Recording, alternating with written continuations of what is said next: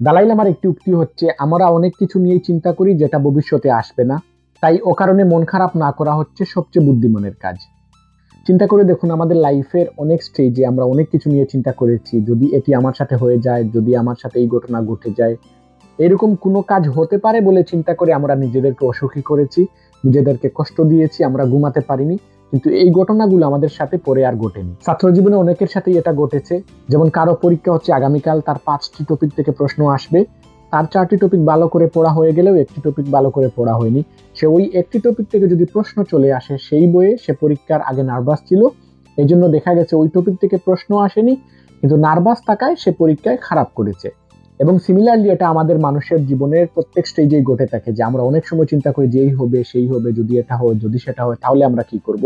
এবং আমরা এরকম আশঙ্কা করে আসন্ন বিপদের জন্য নিজেদের বর্তমান সময়কে নষ্ট করে ফেলি, বর্তমান সময়কে অসুখী করে ফেলি, এবং পরবর্তীতে দেখি আমরা এই ঘটনাটি আমাদের সাথে আর ঘটেনি। এজন্য কোনো কিছু ঘটতে পারে বলে মন খারাপ করার আগে আসলে আমাদেরকে চিন্তা করে দেখা উচিত যে আমাদের লাইফে এমন অনেক স্টেজ চলে গেছে যেখানে আমরা এরকম ঘটনা আমাদের সাথে ঘটতে পারতো বলে আমরা দুশ্চিন্তা করেছি, কিন্তু পরে ঘটেনি। তাহলে বর্তমানে যে জিনিসটা নিয়ে আমরা চিন্তায় আছি, হয়তো এই ঘটনাও আমাদের সাথে ঘটতে না পারে। সেজন্য আমাদের পজিটিভ থাকা হচ্ছে সবচেয়ে বেশি জরুরি। এবং আরেকটি কথা হচ্ছে যে আমাদের সমাজে বর্তমানে বেশিরভাগ মানুষের অসুখী থাকার কারণ হচ্ছে তার চিন্তা জগতের অবশ্যম্ভাবী দুর্দশা। অর্থাৎ আমাদের সাথে খারাপ কিছু ঘটার আগেই আমরা সেটা নিয়ে অসন্তুষ্ট হয়ে যাই, এবং এজন্যই আমাদের সমাজের বেশিরভাগ মানুষ সবসময় অসুখী থাকে। এবং মন খারাপ করার আগে অবশ্যই চিন্তা করে দেখা উচিত যে আমরা যে কারণে মন খারাপ করতেছি, এটা কি আসলেই মন খারাপ হবার জন্য যুক্তিযুক্ত, নাকি সম্পূর্ণ ব্রেইনের দুকা। এটা জেনারেল হিউম্যান টেন্ডেন্সি হচ্ছে আমরা মানুষের কাছ থেকে সিম্পেথি পেতে চাই। মানুষ নিজেদেরকে অন্যদের সামনে দুর্বল এবং দুঃখী দেখিয়ে সিম্পেথি পেতে ভালোবাসে। এরকম না করে আমরা যদি চিন্তা করি যে এই মুহূর্তে আমার খারাপ থাকার কারণ এটি এবং আমার ভালো থাকার কারণ কি কি আছে, যদি আমরা সেটাকে এর সাথে কম্পেয়ার করি, তাহলে আমরা দেখতে পারবো যে সবসময় খারাপ থাকার হয়তো একটি কারণ আছে, কিন্তু ভালো থাকার এর চেয়ে অনেক বেশি কারণ উপস্থিত থাকবে।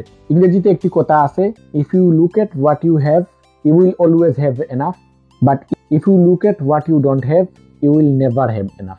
অর্থাৎ আপনি যদি তাকান যে আপনার কি কি আছে, তাহলে সবসময় দেখতে পারবেন আপনাকে আল্লাহ যথেষ্ট দিয়েছেন। এবং যদি আপনি তাকান যে আপনার কি নেই, তাহলে সারা জীবনে কখনোই আপনি এটা দেখতে পারবেন না যে আপনি একদম ফুলফিল রয়েছেন। এখানে বাংলা একটি কবিতার সারমর্ম আমার মনে পড়ে গেল।